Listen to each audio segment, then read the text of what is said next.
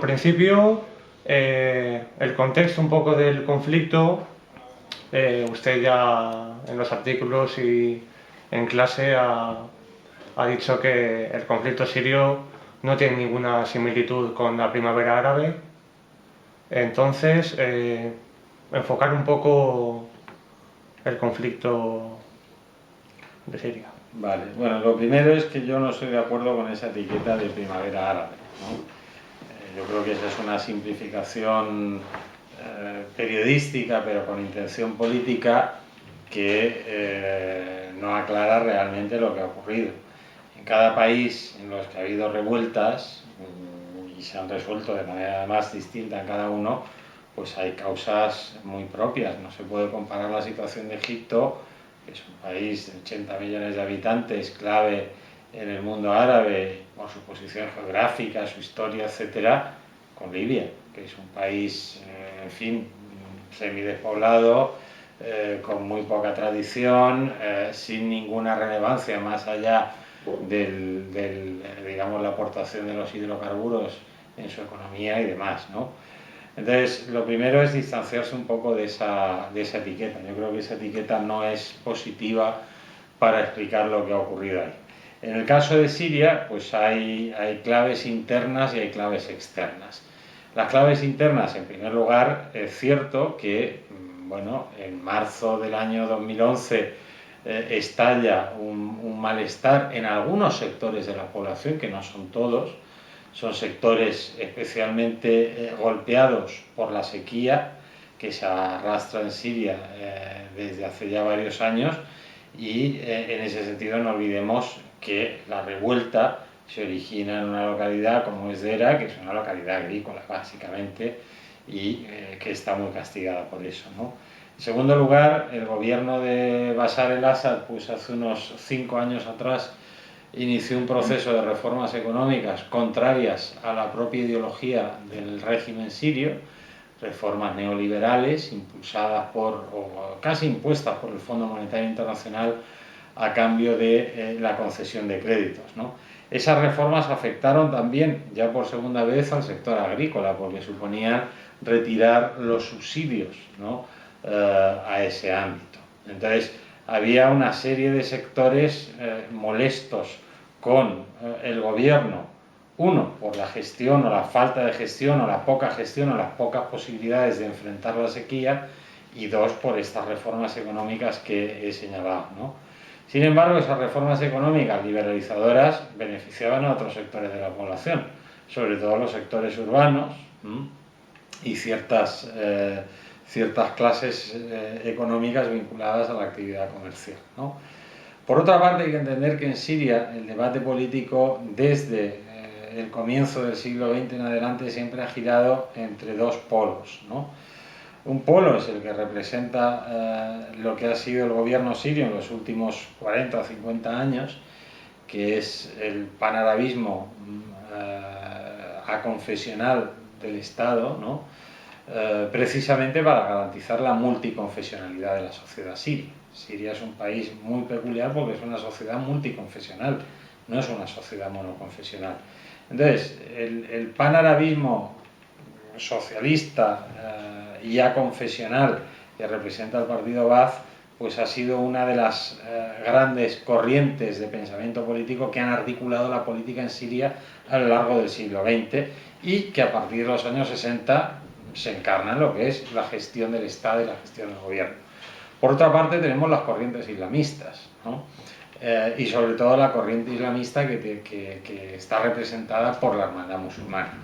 La Hermandad Musulmana en Siria, a diferencia de la Hermandad Musulmana en Egipto, es una organización política y ha sido una organización política elitista, vinculada precisamente a las clases terratenientes, y además muy vinculada a modelos de gestión económica liberales y no socialistas, ¿no? Además, la Hermandad Musulmana, y esta es la clave de su ideario político, lo que plantea es que el Estado debe representar una apuesta confesional, y en este caso la apuesta confesional es el Islam suní, y que a partir de la entronización del Islam suní en las estructuras del Estado, pues también eso se va a dejar ver en todas las facetas de la vida siria, desde el sistema judicial, las costumbres, etcétera. Nos podemos dar cuenta entonces que el islamismo que representa la hermandad musulmana pues está en las antípodas de lo que representa el partido Baath desde una perspectiva nacionalista panárabe. El islamismo es panislamista, y desde la perspectiva de la gestión económica, el papel que el peso que la religión tiene que jugar, etcétera, ¿no? Entonces la hermandad musulmana a lo largo del siglo XX ha intentado diversas revueltas en Siria, ¿no? Esto que estamos presenciando ahora no es nuevo. Entre el año 1976 y el año 1982 ya hubo una revuelta armada de la hermandad musulmana que se saldó prácticamente con 40.000 muertos. Entonces, digamos, hay que entender en el contexto estrictamente sirio las cosas que están ocurriendo. Pero luego tenemos elementos externos. ¿Cuáles son esos elementos externos? Bueno, Siria forma parte, junto con Irán y con Hezbollah en Líbano, de lo que se llama el eje de la resistencia frente a Israel. Siria ha sido el país, además precisamente por su condición de motor del panarabismo, más contrario a la implantación del Estado de Israel en esa zona del mundo, ¿no? Bueno, además Siria, desde que el partido Baath gobierna el país, consigue consolidar el Estado, y eso supone una amenaza para Israel. Hasta los años 60 en Siria el Estado era débil, y era débil porque el Estado sirio, que nace con la independencia en el año 46, pues no tenía una estructura política sólida que le permitiese desarrollarse. Esto se empieza a cambiar a partir de los años 60, cuando el partido Baath construye el Estado sirio, y eso supone una amenaza clara para Israel. Israel se impone a Siria en la Guerra de los 6 días en el año 1967, pero en la Guerra de octubre del año 1973, que los israelíes llaman el Yom Kippur, pues se salda con unas tablas muy favorables a las potencias árabes, que son Egipto y Siria, que libran la guerra con Israel. A partir de ese momento se puede empezar a hablar de una suerte de equilibrio de poder en la zona, ¿no? Entonces, eso es muy peligroso para Israel, más aún después de que en 1979 se produjera la revolución islámica chií en Irán, y Irán también, en este caso, pues ha sido uno de los motores de la resistencia a Israel. Entonces, hay intereses de Israel, pero intereses también de las potencias occidentales, que son los grandes valedores de Israel en la zona, por romper en cierta medida el eje de la resistencia. Por otra parte, tenemos, digamos, el auge del islamismo. El auge del islamismo nace sobre todo a partir del final de la Guerra Fría, ¿no? Y eso ha permitido dar visibilidad, dar legitimidad y consolidar determinados regímenes, como el de Arabia Saudí, que es una dictadura teocrática, como el de los Emiratos Árabes o el de Qatar, que son otras dictaduras, ¿no? Y exportar ese modelo a otros países, ¿no? Este proceso, que mal se llama primavera árabe, en realidad tendría que llamarse primavera verde, que es digamos, el auge del islamismo político suní. Esto es importante subrayarlo, en toda esa región del mundo. Entonces, si a esto le sumamos el interés de Turquía por recuperar lo que había sido el espacio turco-otomano, del imperio turco-otomano, y no olvidemos que Turquía es un aliado de las potencias occidentales, pues tenemos también una serie de elementos que influyen en la crisis siria. Entonces, hay causas internas y hay causas externas. La combinación de estas en un momento propicio por la mal llamada primavera árabe, pues ha dado como resultado que en Siria la crisis alcance esta virulencia, ¿no? Esta virulencia que estamos viendo, pero que al mismo tiempo refleja la imposibilidad de copiar modelos desarrollados en otros países donde ha habido problemas parecidos.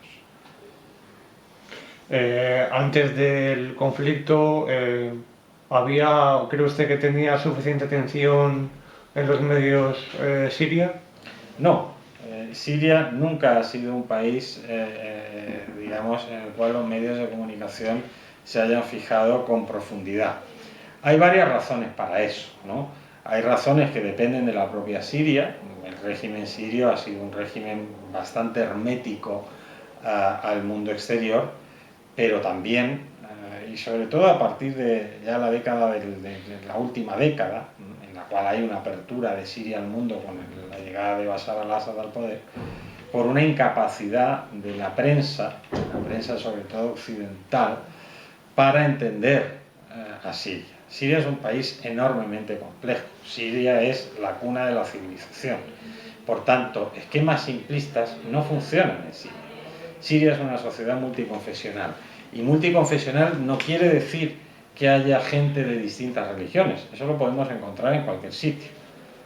Pero, por ejemplo, España no es un país multiconfesional y no va a ser jamás un país multiconfesional. No quiere decir que haya bolsas de gente que practiquen distintas religiones, ¿no? La multiconfesionalidad es un concepto mucho más amplio que eso, ¿no? La multiconfesionalidad tiene que ver no solamente con el ámbito de la religión, sino que tiene que ver con el ámbito social y con el ámbito político. ¿Por qué? Bueno, porque la multiconfesionalidad en Siria es milenaria, no es un proceso nuevo. Si hablamos en España de comunidades musulmanas con cierta visibilidad, estamos hablando de los últimos 10 o 15 años, nada más. Eso no es nada. En Siria la multiconfesionalidad es milenaria. Entonces, ese hecho, el hecho de que la población siria, digamos, tenga varias confesiones distintas, ha propiciado el desarrollo de un esquema de funcionamiento de la sociedad que no se puede romper fácilmente. Explicaba yo anteriormente que el gran acierto del partido Baath ha sido declararse aconfesional, que no laico, que es distinto, y trasladar esa aconfesionalidad al Estado. Insisto en esto, no es lo mismo aconfesional que laico. La aconfesionalidad del Estado supone que el Estado garantiza la visibilidad y el desarrollo de las distintas confesiones, que insisto, en Siria van más allá de un hecho estrictamente religioso, personal, espiritual. Tiene que ver con el papel que las distintas comunidades ocupan en la sociedad, a nivel social, a nivel económico, etc., ¿no? Entender eso no es fácil. En Siria estamos hablando de por lo menos 17 confesiones claramente constituidas, que insisto que son milenarias, no son confesiones de ayer, y que tienen su rol en la sociedad, ¿no? Entonces, entender eso por parte de los periodistas es muy complicado, no es fácil de entender. Si a eso le sumamos el hermetismo que históricamente ha tenido el régimen sirio, pues evidentemente es muy difícil comprender, ¿no? Pero quizás ahí está la clave del conflicto, ¿no? También en tema de medios de comunicación, ¿había un tratamiento suficiente de las batallas más importantes en Alepo, en Damasco, en Raqqa? ¿Cree usted que...? No, lo que ha habido es propaganda. Obviamente, medios de comunicación hay muchos, ¿no? Y hoy tenemos la posibilidad a través de Internet de acceder a distintas fuentes. No tenemos por qué conformarnos con los medios que tenemos aquí.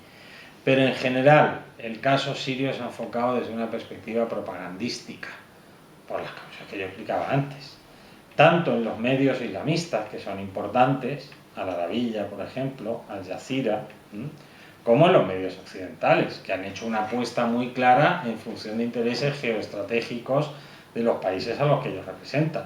Los medios estadounidenses, los medios británicos, los medios franceses, desde el primer día han estado empeñados en derribar al gobierno de Bashar al-Assad. ¿En qué se ha traducido eso? En que ha habido un seguidismo de los medios, de las posiciones políticas de los estados en los que esos medios se desarrollan, y eso ha conspirado en contra de una información de calidad. Lo que se ha hecho es mucha propaganda. A veces intencionadamente, y en otras ocasiones por mera ignorancia, ¿no? Entonces, yendo al caso concreto de la cobertura estrictamente militar del conflicto, pues se ha hecho mal y así está pasando, ¿no? Que lo que se han dado como enormes avances de los famosos rebeldes, pues no han ido a ningún sitio. Es decir, En términos militares, las fuerzas que combaten al ejército árabe sirio son fuerzas con poca capacidad de consolidar posiciones militares.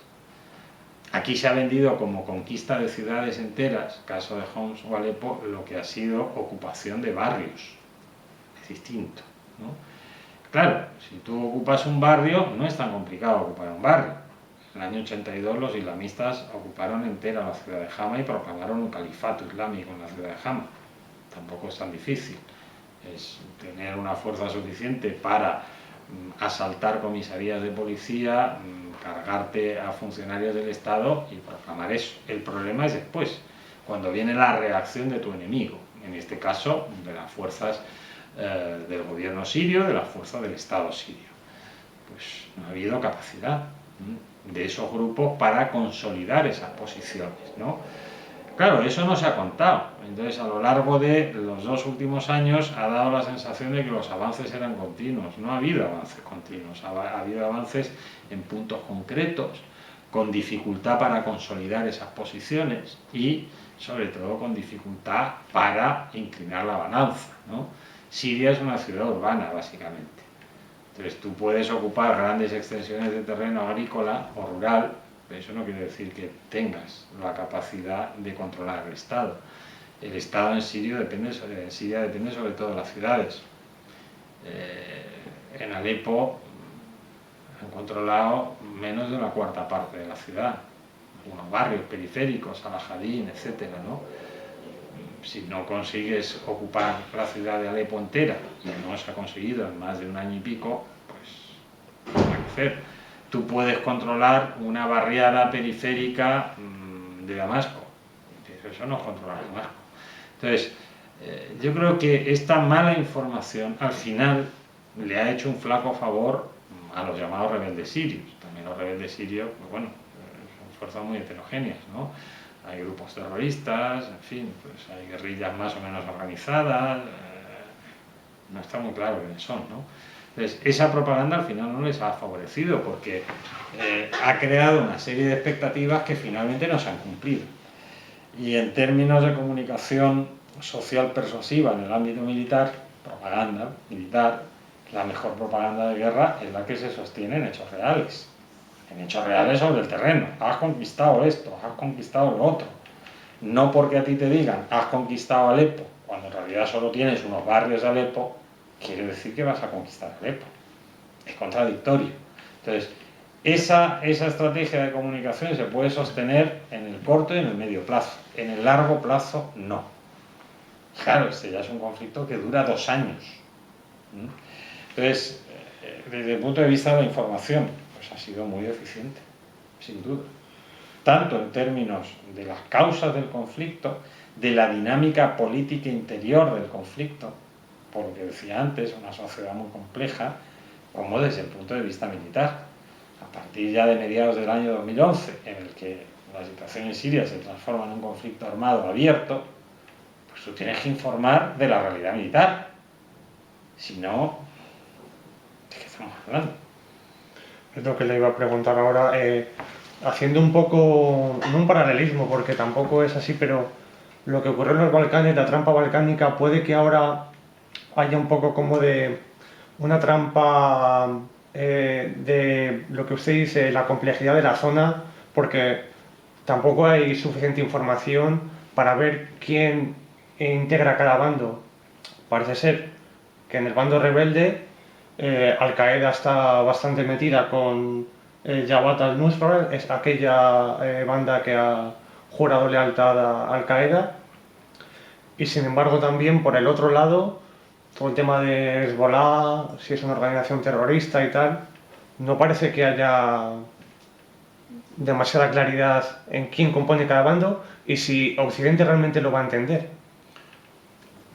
A ver, Occidente se ha pillado los dedos, porque Occidente enfrentó el caso sirio con el mismo o los mismos argumentos que había enfrentado antes los casos de Túnez, de Egipto, de Libia y de Yemen, que ya expliqué antes que son casos muy distintos, y en los cuales los resultados podrían haber sido otros si se hubieran tomado otro tipo de decisiones.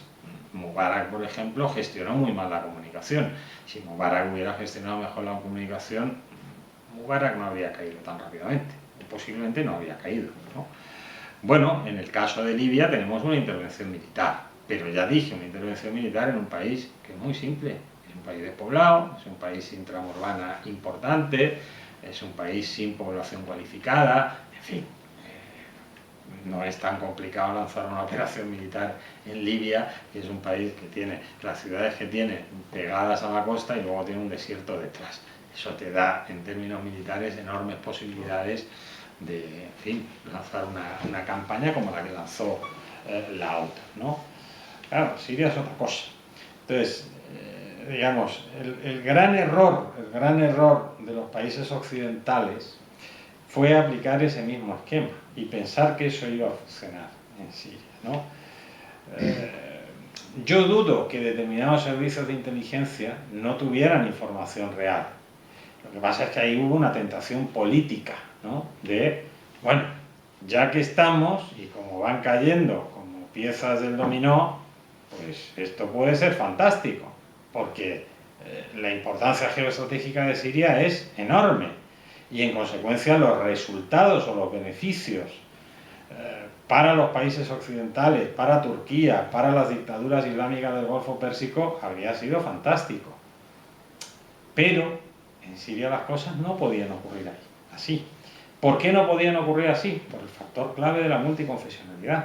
Es decir, si tú a la gente en Siria le ofreces un cambio de gobierno que va a conllevar la imposición de un sistema islamista, por mucho que haya sectores con absoluta legitimidad y razones sobradas para criticar al gobierno de Bashar el-Assad, del partido Ba'ath, etcétera, etcétera, si la elección es esa, la gente te va a decir no, así no.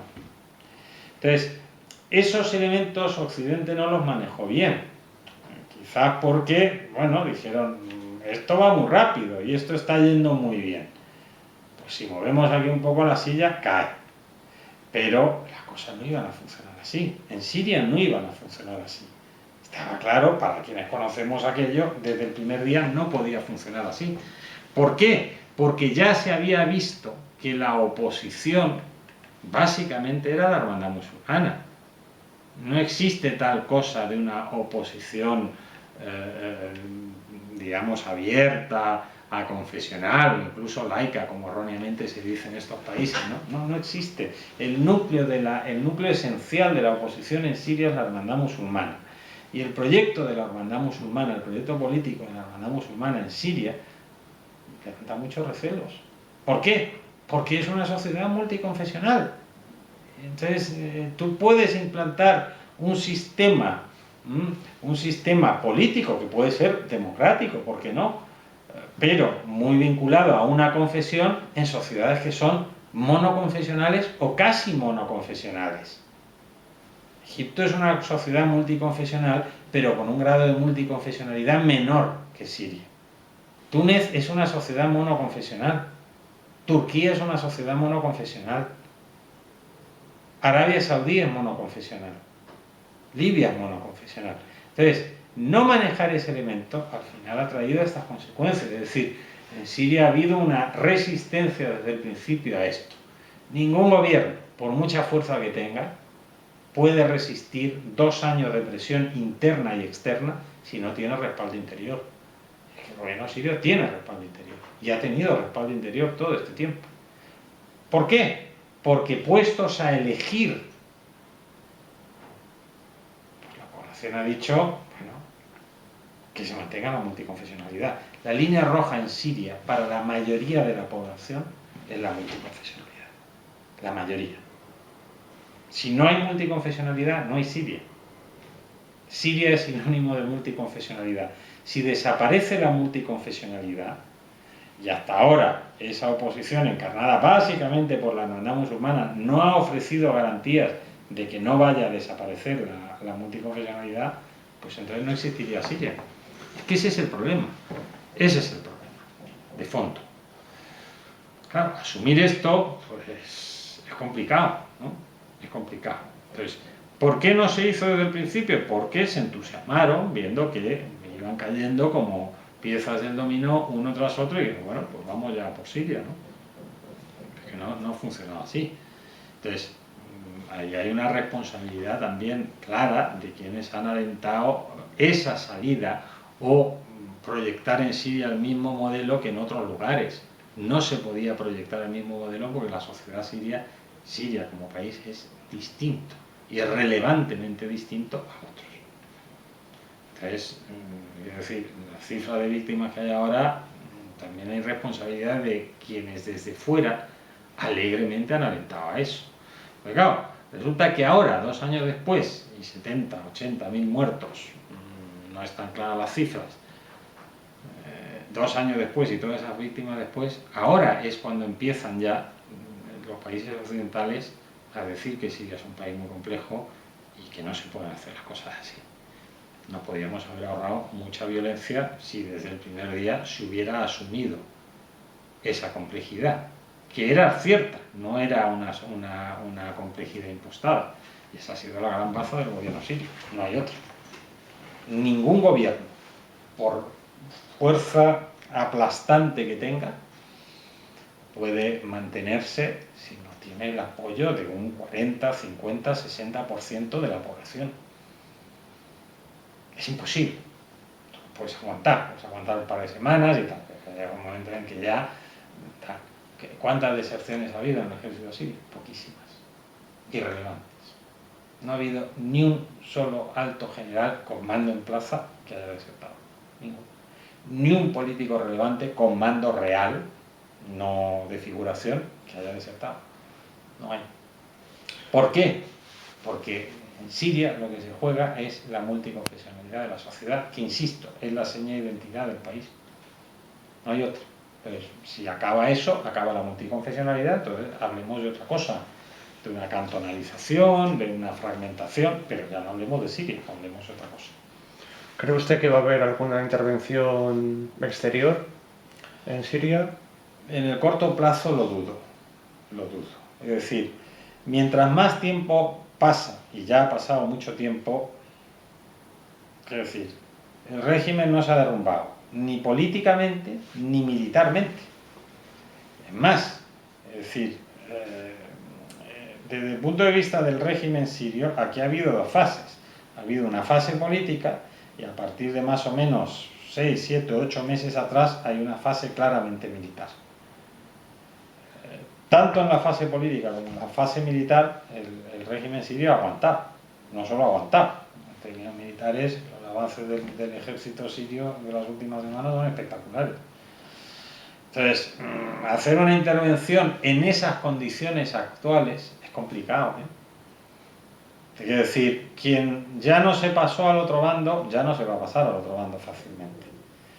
¿Y hasta qué punto se puede seguir metiendo armamento y metiendo gente? Claro, tú antes mencionabas a Jabhat al-Nusra. Jabhat al-Nusra tiene una gran capacidad de combate. Pero claro, Jabhat al-Nusra no es infinita. No es infinita. Entonces, tú puedes llevar voluntarios yihadistas como has llevado de Ceuta, del Reino Unido, de Turquía, de montones de países. Pero ¿qué capacidad real de combatir al ejército sirio tiene esa gente? Poca. Jabhat al-Nusra sí, pero claro, Jabhat al-Nusra hoy está en fase de retirada de muchas plazas que está recapturando el ejército sirio, que lo recaptura además con la máxima de no se hacen prisioneros. Claro, no hay prisioneros de Jabhat al-Nusra. Entonces, ¿qué capacidad tiene Jabhat al-Nusra de, digamos, reemplazar a esos que han caído? Y que son los que han permitido, bueno, pues determinados éxitos tácticos de la oposición armada en ciertas fases, ¿no? O en ciertos lugares. Pues es difícil. Entonces, yo lo veo complicado, es decir, una intervención exterior supondría un esfuerzo muy grande de los países occidentales, un esfuerzo económico y un esfuerzo en vidas. ¿Hasta qué punto Estados Unidos está dispuesto a que empiecen a llegar cadáveres en bolsa a los Estados Unidos? Que van a llegar, ¿no? El ejército árabe sirio no es cualquier ejército. no es el ejército de grupos, como la Jabhat al-Nusra, que tácticamente pueden estar aliados con determinados países que están en contra del gobierno sirio, pero que una vez que caiga el gobierno sirio, pues se pueden volver perfectamente contra esas tropas hipotéticas que mande España, Francia, el Reino Unido, Estados Unidos. Es un riesgo complejo, difícil de asumir, ¿no? Quizás la fórmula más clara sería una zona de exclusión aérea. Eso sí, se lo podían permitir los países occidentales y bombarderos. Pero tropas sobre el terreno, difícil. Ese momento ya pasó. En realidad no pasó, no era viable desde el principio. Y por eso nunca lo han hecho. En Libia era viable desde el principio, por las condiciones del país, de las Fuerzas Armadas libias, etc. Eso se podía hacer sin riesgo. Vamos, sin riesgo en el momento de la operación. Estamos viendo lo que está pasando en Libia ahora, pero eso ya es otra cuestión, ¿no? En el caso de Siria, desde el principio se sabía que gratis no iba a ser. Entonces, ¿qué país está dispuesto a afrontar las consecuencias de una operación armada? Difícil. Para darse esa operación, digamos, la oposición armada tendría que tener controlada la mitad del país. Y no la tiene. Y en el corto plazo es difícil que vaya a tenerla. ¿Hasta qué punto los países occidentales pueden hacer un esquema de armar todavía más de lo que ya lo han hecho con sus aliados del Golfo Pérsico y Turquía a esa oposición armada? ¿Y cuánto tiempo va a tardar eso en dar resultado? Claro, tú puedes meter armas hoy mismo, pero las armas hay que saber manejarlas y hay que tenerlas controladas. Tú metes armas y ¿en manos de quién van a caer? ¿De Jabhat al-Nusra? Complicado. Y aún llegando las armas a la gente que tú quieres que lleguen, que según los países occidentales es el ejército sirio libre, ¿cuánto tiempo va a tardar ese armamento en ser decisivo en términos militares? ¿Otro año? ¿Otros 2 años? ¿Otros 80, 90 mil muertos?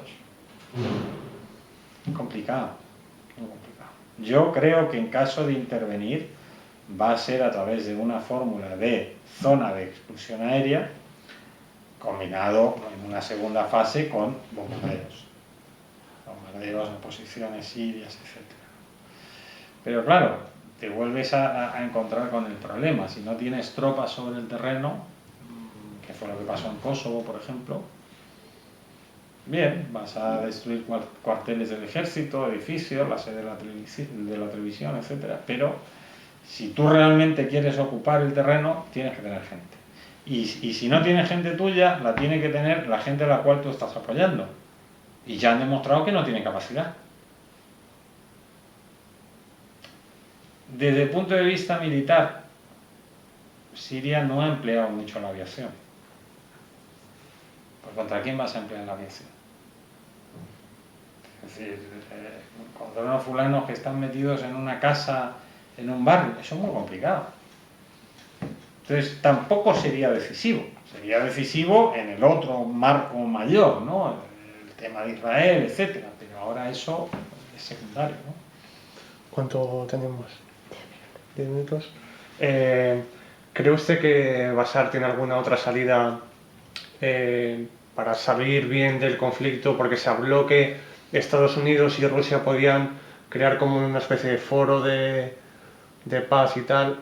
Lo único que creo que Rusia pedía que Bashar formara parte de la negociación y tal, y se opusieron.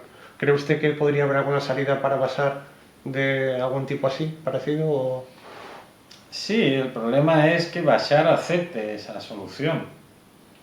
Es decir, si algo ha demostrado Bashar el-Assad en estos 2 años, que podía haber ido a los 15 días, un exilio dorado, tal, es que no es eso demuestra también la incomprensión de la sociedad siria. Es decir, Bashar el-Assad responde a unos condicionamientos internos. Bashar el-Assad es alawita. Y Bashar el-Assad no era el hijo mayor de su familia. Entonces, en Siria las minorías siempre han fomentado La formación. Bashar al-Assad es médico, oftalmólogo. Un estudio de doctorado en Londres, ni más ni menos. No es el hijo de Saddam Hussein. No son los hijos de Gaddafi. Esa es otra cosa que no han entendido. Entonces, ¿a qué te voy con esto? Que Bashar al-Assad no se mueve ni se ha movido esencialmente por una cuestión de dinero o de poder personal, etcétera, etcétera, ¿no? Que eso tiene ventajas y tiene inconvenientes. ¿Cuál es el inconveniente? Pues que a Bashar al-Assad no le vas a convencer diciéndole que le vas a garantizar no sé qué yéndose a no sé dónde. Si es que ya podía haberlo hecho. Es decir, Bashar al-Assad vivía en Londres, donde conoce a su señora, donde estudiaba y da igual, no vuelve a Siria por una cuestión que tenga que ver con el poder económico, no sé qué. Tiene que ver con otro tipo de pensamiento, ¿no? Entonces, no va a ser tan fácil que a Bashar al-Assad, por mucho que le ofrezcas una serie de cosas, Bashar al-Assad diga, pues me voy. Se podría haber ido antes si hubiera sido ese su objetivo. Pero es que no es ese su objetivo. Eso también complica las cosas, porque seguramente Bashar al-Assad esté dispuesto a morir en Siria, sin ningún tipo de problema. Tampoco va a pasar nada. Entonces, te quiero decir, toda esa incomprensión es lo que ha hecho que este conflicto se enquiste. Tú no puedes tratar a todo el mundo de igual manera. Bashar al-Assad no se mueve por el poder económico. No se mueve por el poder económico. Entonces tú no le puedes poner como señuelo, como le podías poner al de Túnez, pues al de Túnez en cuanto le dijeron te vas a Arabia Saudí a gastarte los miles de millones que te has robado en Túnez, con el visto bueno de los países occidentales, pues el avión se fue, claro. ¿Qué problema hay? Pero es que las claves psicológicas de Bashar al-Assad son otras, que no son solo suyas, que pertenecen a lo que es su estructura familiar y su estructura étnica. Es que no es tan fácil, quiero decir, no es una cosa de que tú te vas porque te va a dar dinero a otro sitio y tal. No, pues tú tienes una serie de obligaciones y una serie de responsabilidades, ¿no? Por eso Bashar vuelve a Siria cuando se muere su hermano, que aquí va a ser el sucesor, no él. Entonces, si no entiendes eso, pues es muy difícil entender lo demás. Yo lo veo difícil, yo creo que, digamos, ahora vamos a entrar en una fase en la cual se está preparando esta conferencia Ginebra II. Bueno, yo creo que va a tardar más en celebrarse de lo que a priori se pensaba, porque ahí hay que atar muchas cosas, ¿no? Primera cosa que hay que atar, ¿quién es la oposición siria? ¿Quién es? ¿Cuál es? La oposición siria no ha tenido un solo líder en estos 2 años, ha tenido 3 o 4. Vamos, la oposición conocida, la desconocida ya ni se sabe. Entonces, ¿a quiénes les dan los asientos? ¿Quiénes son la oposición siria? ¿Y con qué autoridad o a qué grupos representan? ¿Es la oposición interior? ¿Es la oposición exterior? ¿Es la oposición islamista? ¿Es la oposición islamista alimentada por Qatar? ¿Es la oposición islamista alimentada por Turquía y Arabia Saudí? ¿Son exiliados sirios en el mundo occidental que responden a otros intereses? Muy complicado. Eso tienen que atarlo bien, porque si no puede ser un fiasco político muy grande. Entonces eso va a llevar tiempo. En segundo lugar, claro, el gobierno sirio está hoy en una posición de fuerza militar. Si tú estás en una posición de fuerza militar, no tienes prisa en que se celebre eso. No tienes prisa. Entonces, bueno, veremos a ver, y habrá entrega de armas o habrá otro tipo de compromisos. Entonces, eso puede ser largo. Ahora, si esa conferencia se celebra y falla, pues seguramente los países occidentales van a tener que tomar otro tipo de decisiones. ¿Qué decisiones son esas? Pues las que yo señalaba anteriormente. Una zona de exclusión aérea, bombardeos selectivos y una escalada.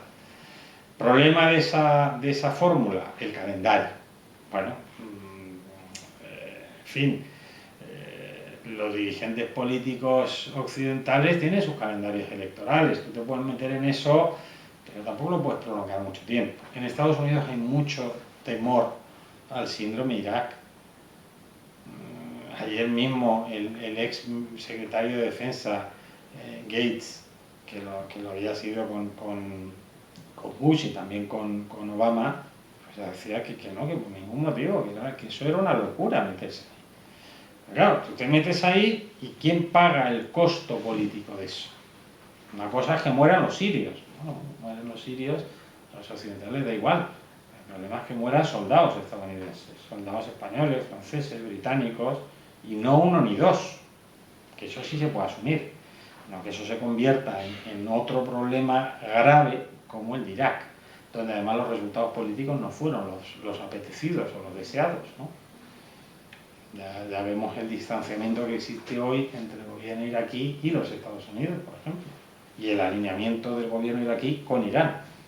Para hacer eso, te quiero decir que hubiera seguido Saddam, ¿no?, que era enemigo de Irán. Que es complicado, pero yo creo que esa puede ser la secuencia. La conferencia, que quizás tarde más en celebrarse por esto que explicaba antes, si la conferencia falla, que es muy posible que falle, porque desde el punto de vista del gobierno sirio, el gobierno sirio va a decir sí, va a haber elecciones en mayo del 2014, que ya están convocadas, por cierto. Antes no. Y seguramente se presente Bashar, puede que no, pero puede que sí. ¿Será eso aceptable? No ya tanto para la oposición, que terminará aceptando lo que le digan quienes financian a la oposición. ¿Será aceptable para los países occidentales estar desde ahora hasta mayo de 2014 con Bashar el-Assad en el poder? Dependerá de cómo se escenifique eso. Si falla la conferencia, pues iremos a esa otra fase. Eso va a ser largo también. Bueno, pues yo creo que ya... Sí, bueno, pero eso no hace falta